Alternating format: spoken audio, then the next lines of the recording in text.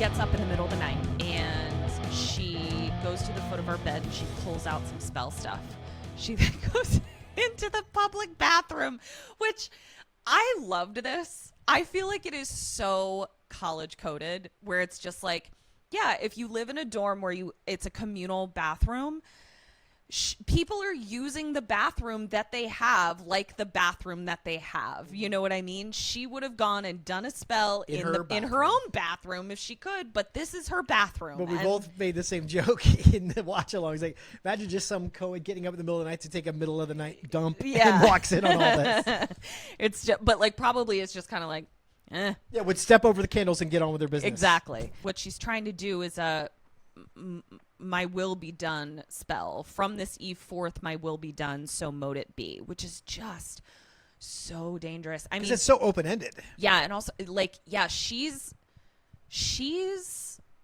there is zero caution around magic from the get.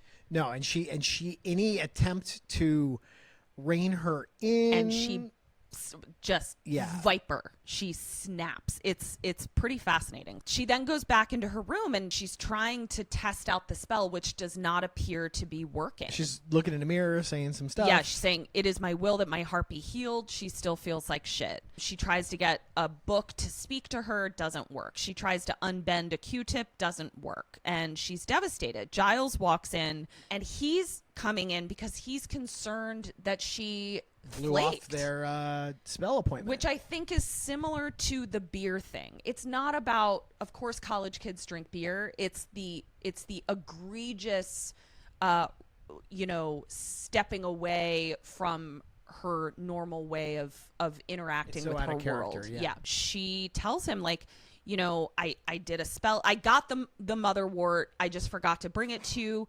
And I tried to do a spell last night, to heal my heart. And Giles is immediately concerned and is like, so many reasons that you shouldn't be doing this unsupervised, not the least of which is that you're grieving and unfocused. So like, yeah, it's like when you take mushrooms, they tell you your setting and your set are the two most important things. The environment you're in physically and your mindset. Right. What are you bringing to the trip? And that if you're harboring negative feelings at all, that there's a chance the mushroom's just going to enhance that. Right. And then you're going to feel awful for 8 hours. Right. And versus, so I think that he's like, you're going to be bringing that to whatever magic you try to do. Which again, he has experience as Ripper, I'm sure, with all of this. To the worst consequences, a friend died, and then decades later, more friends died. Yeah. As a result of him punching above his weight. Right. Yeah. So, Giles is trying to, say like, I see what you're going through. Willow says, no, you don't. You don't see anything. And we see her eyeballs do kind of a little flash. Giles then takes his glasses off and abruptly leaves. Like clearly he doesn't feel well. So he pieces out. I related to this too. When I've gotten my eyes like dilated for different optometry tests and stuff. And I've occasionally gone to those appointments on my own with just a pair of dark glasses to think I'll just drive home. And then I'm sitting in the parking garage, like trying to will my eyes to work like they're supposed to, and they don't. And so I end up taking a nap in the car for about 45 minutes before I'm able to drive home. Why don't you just have me drop off and pick you up? Sometimes schedules don't work out. It hasn't happened a lot, but it's definitely been those times. It's like, I know how this is supposed to go, so I'm just like trying to force my eyes to work. Well, do you want to hear this anti-marital grievance? Okay. I'm proud of you for not trying to drive through it. No, I couldn't fucking see anything. Good for you. Spiles is doing a truth spell. Spike's the only sensible person in this entire episode. 100%. He's like, I don't want you fucking around with magic if you can't read. But even before that, it tends to go sideways. I'm not on board. Yeah, but also Giles can't read. His eyes are getting worse. I can't see so good. He keeps trying to clean his glasses. He keeps, putting eye drops in. As Giles is distracted by not being able to read, Spike sees that he's dropped the key on the ground, and so Spike pulls it towards him with his foot, unlocks himself. Gotcha, bitch! And bolts out of the apartment. Now we go back to Wuffy in their room, and Willow is complaining about Giles. He's overly critical. He never listens. He doesn't understand. It's not fair. And she's like, but maybe I'm not even a good witch. Like, my spells don't work. I couldn't make Oz stay. That is so fucking dark, especially because of the Xander spell that he bewitched did. Spell. Yes. That fucked everybody and up. it fucked her the most. Yeah. She was going to kill him with a fucking hatchet. Oh, damn. Yeah. She's so broken. And then she's also down on herself that she didn't have the guts to do whatever revenge murder spell Veruca. she was going to do. Damn. And listen, I'm a girl who has a couple, flowery, beautiful, murderous fantasies, but I know that I probably shouldn't. Can I look at that list? And we'll just go alphabetically. I just need to see the A's, really. Well, that one changes every so often. I write that one in pencil. Sometimes it gets erased. Sometimes it gets written back over. Help me. Buffy even steps in and is just kind of like, I don't know that you would have wanted Oz to stay with you by magic. Then we have your favorite bit. This was so cute. I remember this from years and years and years ago, where she's like, I couldn't even turn Amy from a rat back to a girl. And she poofs. And she was like, she's just a rat. She poofs back to a It's rat. so funny. So great. Full beat mug on Amy, by the way. You noticed. I did. Yeah. Smoky eye. And flat ironed hair. Nice work. Great magic. So Buffy has to leave, and Willow is pissed because she's not done wallowing. She wanted a girls' night.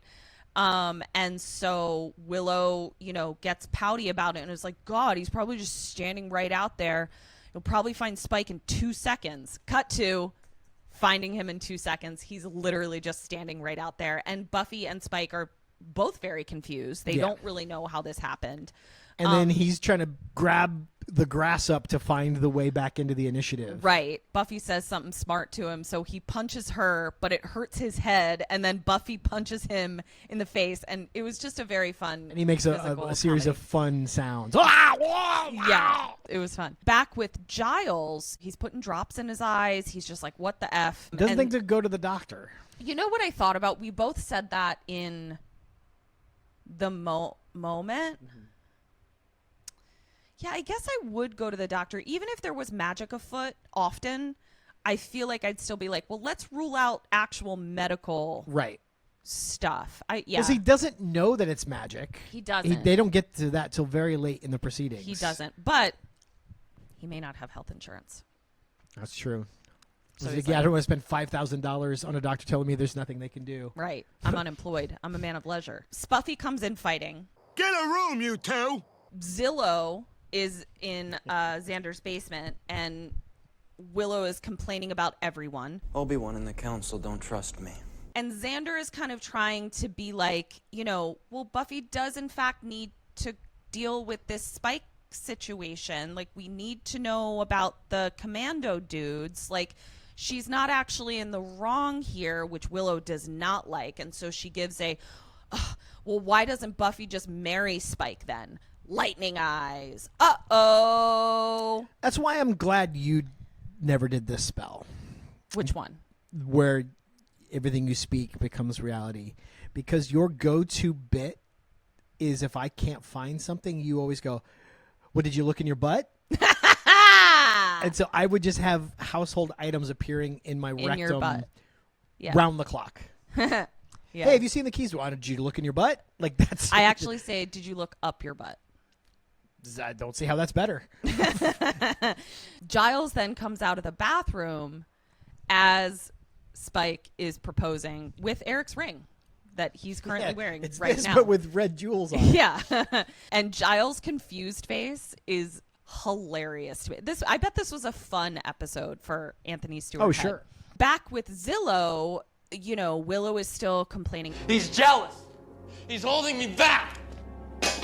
Xander says, everything you're feeling is because of you and Oz. It's not because of me or Buffy or anybody else, which I was like, whoa, that was a truth bomb.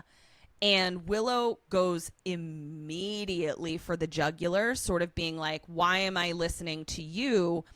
You're All only... you do is fuck praying mantises and Inca mummy girls, and now Anya, you're a demon magnet.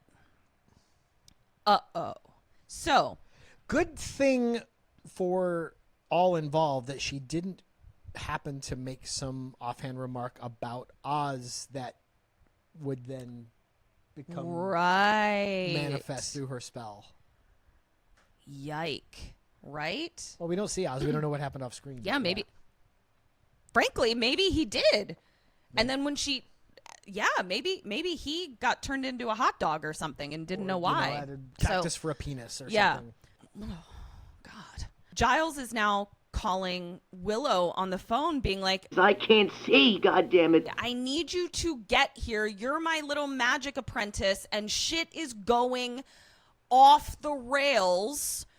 Buffy is planning a wedding, and their conversation is adorable. It's so fun. It's so fun. What you pointed out, and you hinted at this earlier, is like they build in like a rich backstory for this couple's courtship where they have like ongoing arguments and rules that they've agreed that they are and aren't allowed to talk about. And so it's so fun. And their chemistry is unbelievable.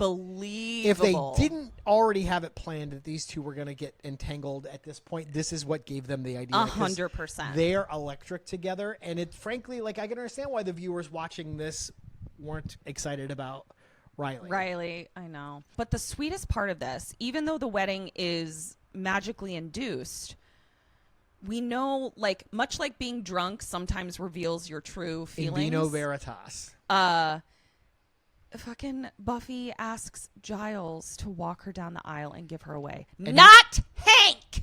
And he's very touched, but then he's like, "Wait, this is fucking nonsense. What are you doing?" But he's like smile, like he's still touched so by the touched. gesture. But yeah, and even Spike offers to help figure out how to get his sight back because he's like, "Well, you're basically my father-in-law, and we're all family now." It's so sweet. It's so sweet. So, by the way, Giles has gone completely blind. It's not blurry. It's not. And he knocks over a glass of what I'm sure is very fine scotch. Yes. What is the best worst party foul moment you have ever witnessed? So now Buffy is out and about, and she sees a wedding dress, and I can't talk about this scene. It's too uncomfortable. Riley comes up, and she's like, "Isn't this beautiful?" And he's like, "It's a little much for school, but you know, whatever." Like, I'm sure he's thinking, "Wow, I've only kind of just started hanging out with this girl," and she's thinking wedding, so he gets a little twitchy. And she's like, "Oh, I like you. I think you're cool. And in another universe where I wasn't engaged, we could maybe be together." And he's like, "Wait, what?" And she's like, "Oh yeah, I'm marrying a guy. He's older, like my last boyfriend. He goes by the name Spike." And Riley's just like, I hate it. "This is so weird. I'm going to go." I hate it. It's so uncomfortable. Let's leave. So we go to the basement, and Zanya's down there, and they're about to do it, but guess who wants to be a third wheel, and a fourth wheel, and a fifth, and a sixth, and a seventh wheel? Demons. Because Xander is a magnet for him. So we got Rubber Face Brigade who have these just masks on that don't move. Yeah. And don't look like anything. There's like, let's put them in some kind of vaguely steampunk medieval clothes. I don't and like how much body shaming you do of demons. Like I'm not shaming their bodies. I'm shaming their you're faces. shaming their faces that they can't move them like you can. I think that would be a horrible existence to be a demon whose face was frozen in one expression. Yeah, so let's pile on. Imagine to the these poor drool demons. that gets soaked up into the clothes of these guys that can't close their mouths. Yeah, so let's pile on. Let's make them feel bad about their affliction that they have no control over, you monster. Luckily, Anya's a former demon, and she knows how to kill this one particular one. You can't strangle him. You have to drown him. You have to go to the utility sink that's already full of water, standing water, for just such an instance. I think that for a period of time, maybe still, there was a utility sink next to my washer dryer in my parents' house. Was it always full? No, at a certain point in the cycle, It fills up. it fills up and Okay. then goes down. Okay, maybe that's it. Cut back to Giles's hell, where he is completely blind but can still hear The snogging. Buffy making out. Buffy was sent to the magic store, but instead she went to the dollar store and got a cake topper, which they're arguing about. And Giles says, "So the plan is to cure my total and incapacitating blindness tomorrow, is it?" At this point, Zanya busts in, and this is also was in a contender for my favorite line because it's just a mess right now. Like Giles is blind, Zanya busts in, demons are chasing me, and Spike says, "So this is the crack team that foils my every plan."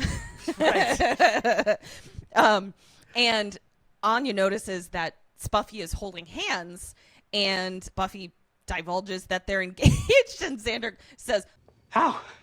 What? How? he's so good at those. And Giles is like, 3 great questions. Yeah, and then he says, "Can I be blind too?" But then he remembers something about saying they should be married. And Xander's the one who puts it together. and it's cool because he doesn't instantly go, wait a minute. Willow said it takes him a minute to find it, which I just thought was a nice touch. Me too. Yeah. Yeah, it was great. And then Giles instantly remembers, oh, and then she says, I don't see anything. And she called me a demon magnet, Xander says. And the Buffy has what was almost my favorite line. She's like, and you guys were affected. I must have been immune because I'm the Slayer. So she has no idea. She's not following this at all. So they got to go find Willow. Somebody finds Willow first. David Hasselhoffren. Willow goes into her room and is immediately head grabbed by who we later learn is named Hoffren. Zanya is going to find Willow, and all they find is a burn spot, which luckily Anya recognizes as Hoffren's calling card after he zaps you into the void. The void. I said the accountant on the show must have been so thrilled to read, hey, and we got a whole sequence. We got a couple different scenes that take place here where it's literally we just shut off the lights and we can shoot it anywhere. Yeah. Shoot it for $5. So in this void, Hoffren is saying to Willow, you have much anger and pain and rage in you. And Willow says, I'm so sorry. I'll try for a quiet rage, which has never worked for me. But it's really genius that, of course, she'd be a right candidate for Vengeance Demon. Yeah. They're walking through the cemetery now, looking for Willow, looking for... Why are they walking? I guess they're probably just walking back to Giles's to be like, we need to figure out how to talk. I think Hoffren took her. But there's still demons coming for Xander. Buffy needs to fight them off without ruining the foliage because this is where she wants to do her engagement photos. More keep coming. So they run into a crypt, and Anya puts a circle around her and starts trying to call Hoffren from here. Willow in the void with Hoffren, he keeps telling her, like, the pain you've caused is incredible. And she's like, I don't know what you're talking about. He has a convenient, omniscient CCTV he can show her. Yeah. So what she sees is, the group fighting, the demons get in, fighty. And, he's showing Willow all of this and is like, so you'd be great. Join my team. And Willow was like, I really don't want to. Like, she doesn't identify with this vengeance. One, because she hates Anya, so she has like an association with vengeance, and she thinks she's a good guy. I think she's a good guy, and she is, but that doesn't mean that good guys don't have demons. No pun intended. And so Hoffren, when she rejects him, is like, I'm very sorry to hear that. Oh, well, here's my talisman. Change your mind, give us a chant, which I loved. And I love this, too, because I think it's the perfect use of the Buffy anticlimax where you expect something dire and they undercut it with something kind of light and funny. I like it more in this context than ending an entire episode on it. I think when they end the episode on a womp womp, it kind of ruins the whole thing for me, whereas this is like that was a unexpected twist. That subverted my expectations in a way that I found acceptable, and we can get back on with business as usual. Yeah. The fight continues, and I thought this was interesting because up to this point, we kind of felt like the Spuffy spell, it's fun to say, the Spuffy spell was quote-unquote harmless, right? But then we see that Spuffy is so overcome with passion that they're making out with each other. I found this kind of dark, actually, that they're like making out with each other. They could have gotten decapitated and wouldn't have seen it coming. Or gotten Zanya killed. Zanya's fighting a demon next to them and losing. So then Willow appears and is like, whoopsies, my bad, you guys. Spells it away. Everything disappears. And Spuffy is absolutely disgusted that they woke up on each other's lips. I brought up during the watch along, I can't imagine a vampire's mouth smells or tastes good. I think this is bullshit because they they're enticing. They're seductive. But none of the organs are working. Anything that keeps your mouth sanitary is not functioning. They are animated dead bodies. Then they are held in a suspended state where they won't rot or decay, but there's not life happening. And then they drink blood. Yeah. I think it's got to be a fucking chore to make out with a vampire. I just think of Sam Reed playing Lestat, and his breath is bad too. I just don't think that would be a chore.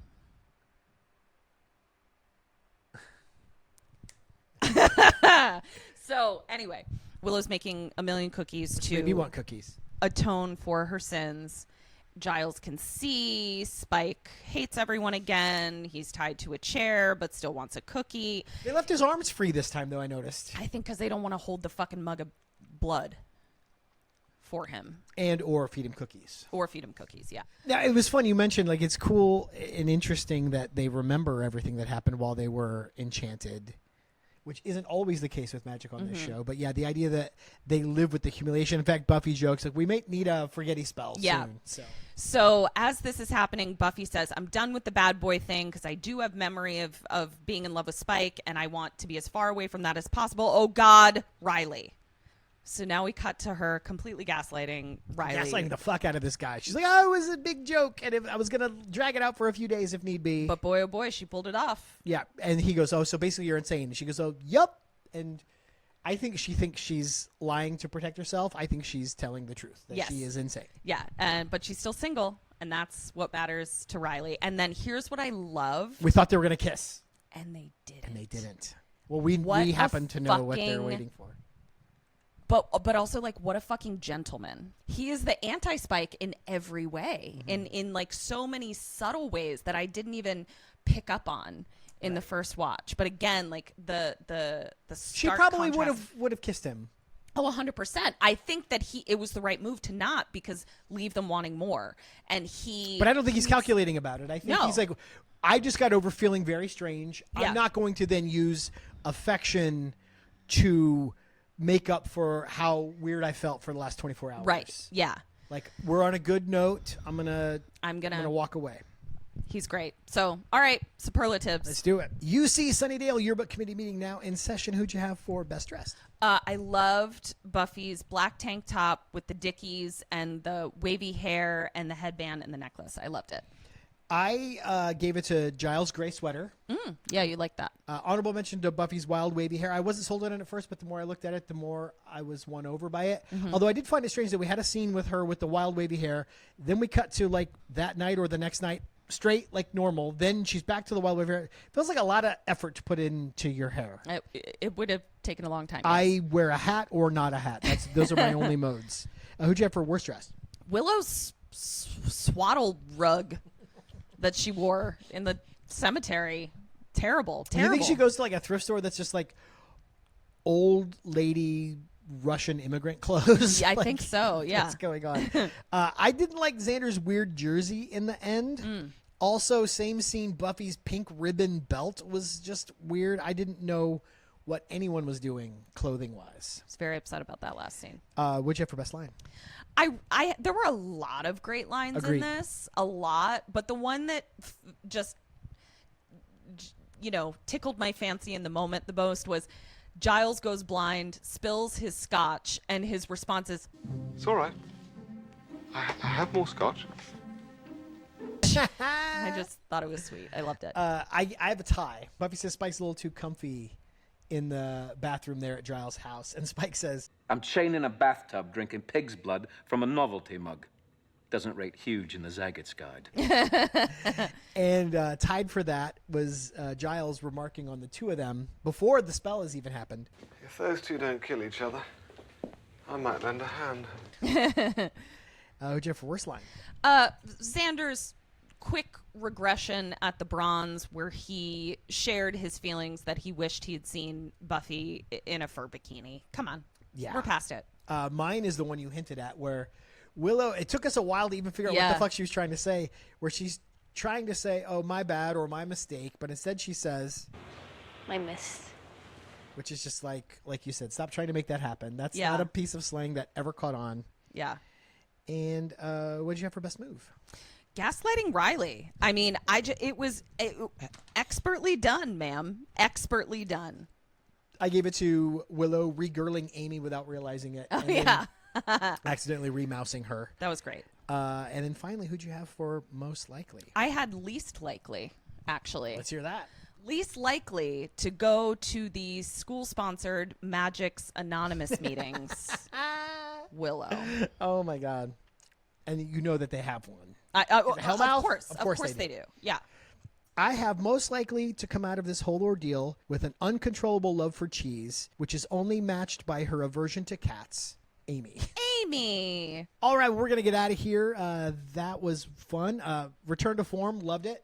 Can't wait for next week to see what... Well, actually, I do know what's next week because we actually guessed it on All Bronze for this episode. So we've already kind of done a run at it. So we should have our thoughts really crystallized by the time we come back to talk about it on this show. In the meantime, check out our other show, Kim and Ket Stay Alive Maybe, co-starring her and the hilarious Kim Burns.